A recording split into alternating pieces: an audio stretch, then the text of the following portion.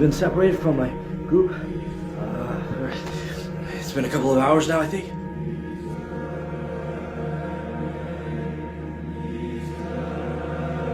Legends about a massive cave in the Andes containing items that may rewrite human history have enticed explorers and enthralled occult seekers for almost half a century.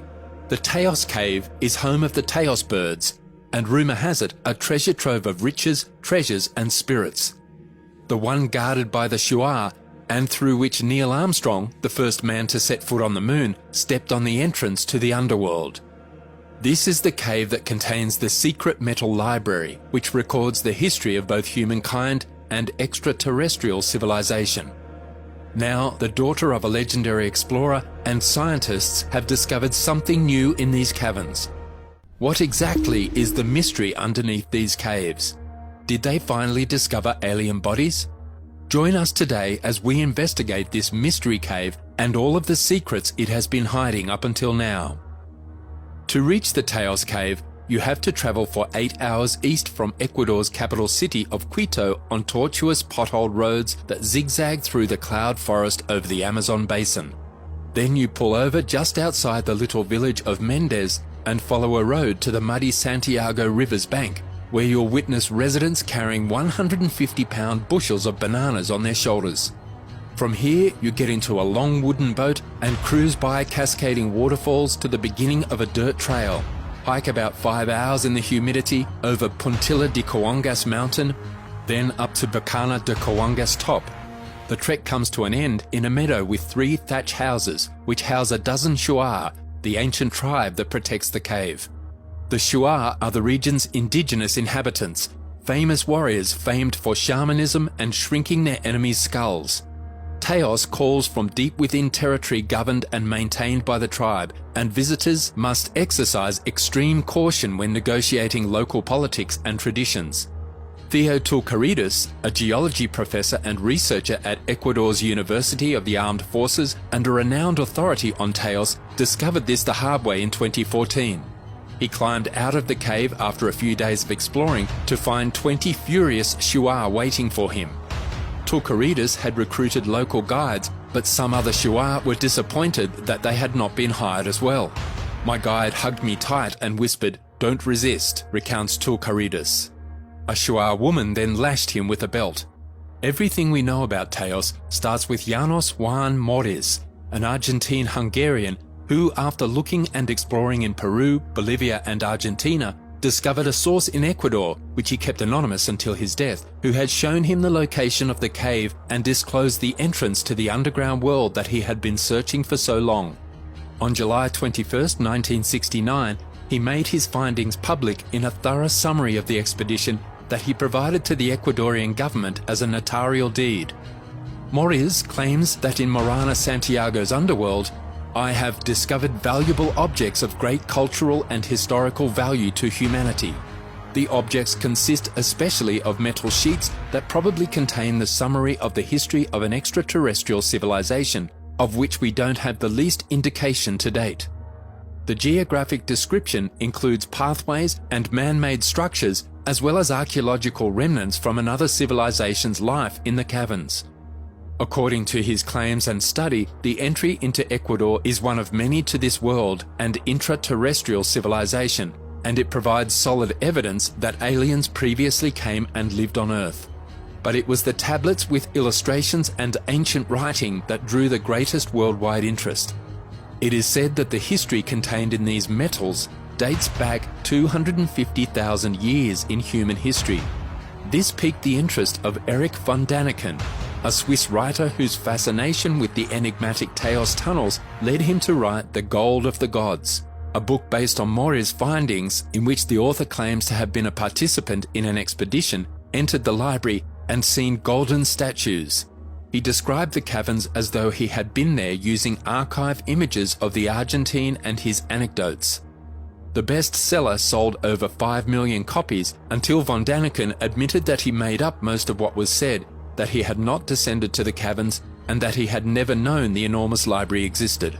However, his narrative had already piqued the interest of Stanley Hall, a Scottish engineer whose life purpose had been to locate the library. To do this, he suggested Moriz in 1976 that they collaborate on an international expedition, which the Argentine agreed to on the condition that he head the mission and that they would not retrieve anything from the cave. Moriz was left out of a project that was eventually carried out in collaboration with the governments of Ecuador, England, and US astronaut Neil Armstrong. After 35 days of exploration, official results showed that the tunnel system was a natural phenomenon with no human influence in its formation. They claimed this after purportedly removing 4 large crates, the contents of which were maintained by the Shuar community, who had openly cooperated in entering the cave. The community was stated to be saddened after this extraction because they felt exploited and deceived, and they also felt that the team removed something from there. Many people found the expedition reports confusing. According to Ecuadorian researcher Manuel Palacios, producer of America Prohibida, the concealment of reports, photographic and filmic evidence, and above all, the denial of the real magnitude of this underground system, which was limited to only 5 kilometers in length, casts doubt on official accounts because it contradicts even Neil Armstrong's press statement that his experience in the Taos eclipsed his experience on the moon. When the draft of the cave expedition was finished, Hall forwarded it to Moriz to review. He discovered facts that he did not want published and opted not to return the manuscript, forcing Hall to redo his work. Stanley Hall remained involved with the investigation following the 1976 expedition. This time he'd concentrate on identifying the individual who had taken Juan Moriz to the caverns. In 1991, after an intense investigation, he found Petronio Jaramillo, who was the source of the secret information. Petronius gave his word that he would reveal to Hall the location of the entrance to the library, which was not even located in the cave of the Taos, nevertheless, on the condition that he would do it when the time is right. Hall was able to learn about the alleged account of how they discovered the library. Jaramillo's uncle was led to the entrance by Shuar village residents as a thank you and because of their faith in him. He then took Petronio when he was 17, and he returned one more time after that. He informed Hall that he had seen a room with metal books and a smaller one with glass-like volumes. He also mentioned a massive skeleton draped in gold leaves in the center of the hall. He apparently did not take any photos as proof, since he knew by precedence in explorations of other researchers that people wouldn't believe him. To leave a trace of his presence in the massive library, Petronio Jaramillo apparently inscribed his initials on 7 metal tablets.